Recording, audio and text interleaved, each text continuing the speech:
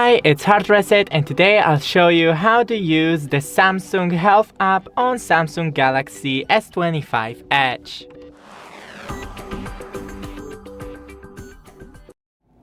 So open the Health app and click Start. Now you can select what you want and click Next. Continue, allow. And what do you want to focus on? Overall health, sleep, exercise, and healthy weight. So we click Sleep and Start. Agree, allow access to alarms and reminders, allow permission.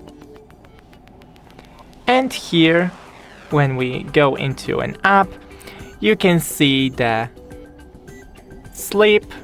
So we can set the target. Done. Here we have the steps we took, the active time, activity calories, and many options more.